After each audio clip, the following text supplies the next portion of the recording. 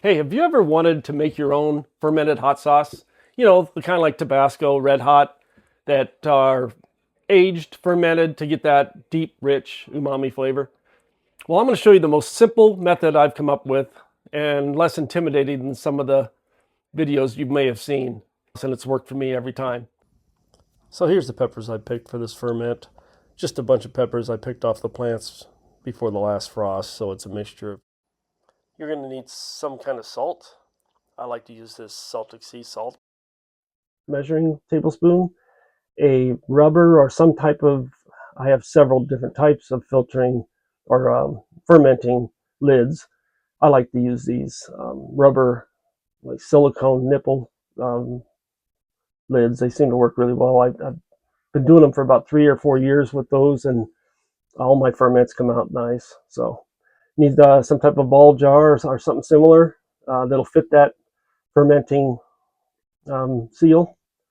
And you need some water, and you want to have distilled or filtered water so that you don't want to have chlorine in it, or it'll affect the ferment. Make sure your jar's clean and your tools are all cleaned up. All right, making the brine is easy. It's just a matter of the recipe I followed was 1 tablespoon per 2 cups of water. So I'm just making a little extra here in case I need it. So it's 4 cups of water with 2 tablespoons of salt. It's as simple as that. It's something I saw, rather than weighing things out and everything. This gives me a pH of around 3.5, which is fine, and it's worked every time I've used it. I've never had an issue with my ferments.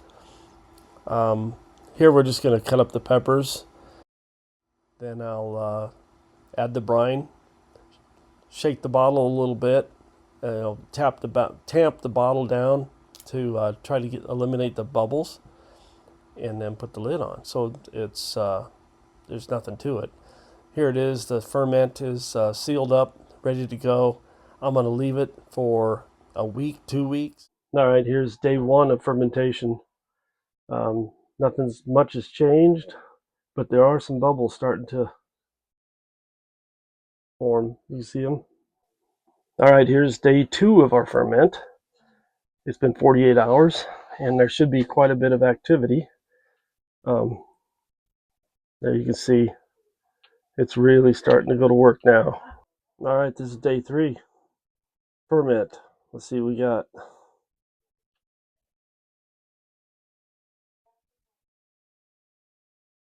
Looks like it's a little busy to me.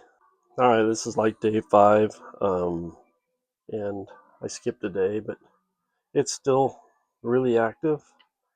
So I'm going to give it another couple of days and make sure that it starts to slow down a little bit. But I want this to be good and fermented. So here's our fermented peppers.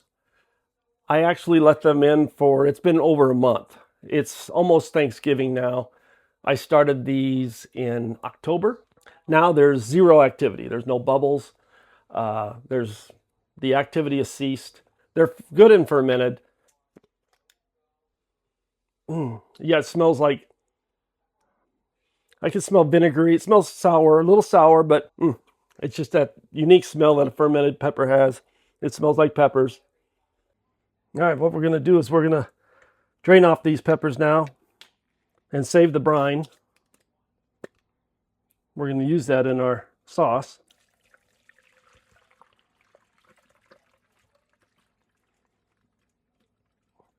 Oh, it smells so good.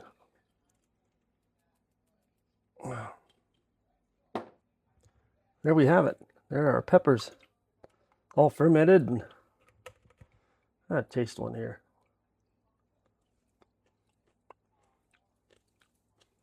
Oh, that's really good. Hot, but it's sour. Vinegary for tasting. There's not a touch of vinegar yet, but it's got that vinegar taste, that little tang. Okay, I go low budget here for testing my pH. I haven't invested in a $50 tester yet. I probably will, but I use these test strips to test my pH. I'm going to test my brine, and if it falls, they say anywhere under 4.6 is safe for storage. So I'm going to test it here. You just kind of match the color with these on your little diagram here. And you can see that's pretty yellow. That's sitting at around, I'd say about 3, between 3 and 3.5, according to, you know, where we're sitting here. So I think we're safe. It's been a good ferment. You know, the thing I should mention about fermenting your peppers is that it gives them a deeper, richer flavor, but it also mellows them a little bit. So it's still hot, don't get me wrong, but it mellows the flavors out a little bit. I'm going to cook the peppers because I want to stop the fermenting process, because if I don't, they'll continue to ferment even in the fridge. We're going to add our peppers.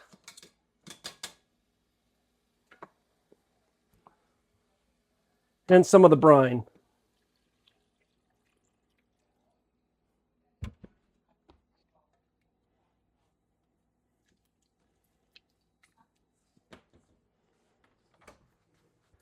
I think I am going to add some garlic powder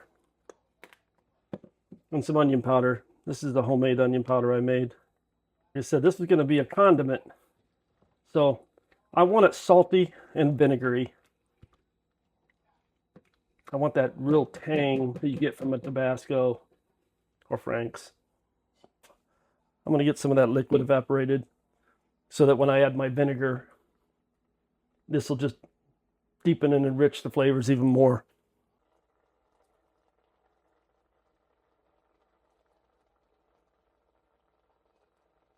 Okay, I'm going to add about a half a cup of distilled white vinegar. I might add more later if I feel like it needs more. I recommend having the fan on for this. Between the vinegar and the peppers. Yeah. All right, I've got my handy dandy immersion blender. I've cooked these peppers down a little bit. Now I'm just gonna slowly start to break these up without trying to make too much of a mess. I'll show you a bigger pan.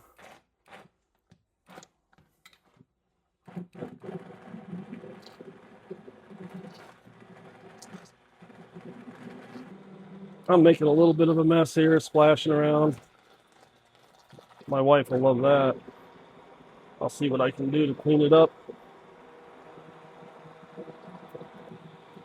All right, I'd say that's good. So we're going to strain it, so that'll be good enough. All right, we're going to strain the sauce now. Same thing I did in the other video. Just run it through a fine mesh sieve strainer. It'll leave behind all this mash. It's only peppers, vinegar, and salt. So this mash I may use to dehydrate and make a pepper flake or pepper seasoning. Fermented pepper seasoning. Whoop.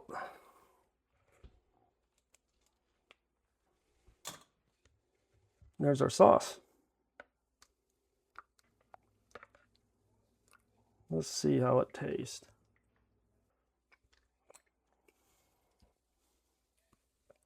It's salty. It's vinegary. It's just what I wanted. A Tabasco type vinegary sauce. And it's a little bit warm. All right, I got these bottles from Amazon and the funnels also. I'll leave links so that you can find these if you want. And these little funnels are handy. So I don't know how many it's going to take. I'm assuming 4 or 5, which is what I want. There we go. There's one. Let's see how many we can get.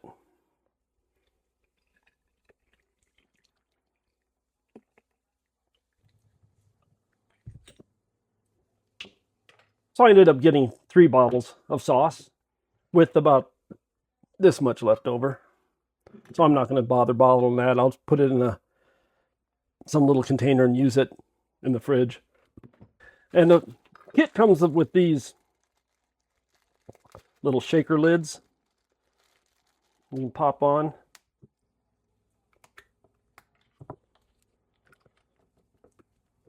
And of course the lids.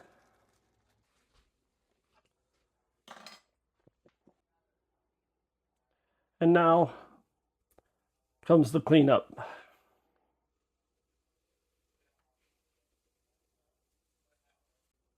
This is the brine I had left over. Don't throw it away. Save it. Use it for marinades or a little splash here and there in a salad or anything to add a little extra flavor. And the hot sauce we made today should be shelf stable. You should be able to leave it on the counter. There's plenty of vinegar in it. It had a pH of 3.5. But for safety's sake, if you'd rather, you can keep it in the fridge. So that's how to make a simple fermented hot sauce. Not that complicated. It's not that hard to do. It just takes a little time.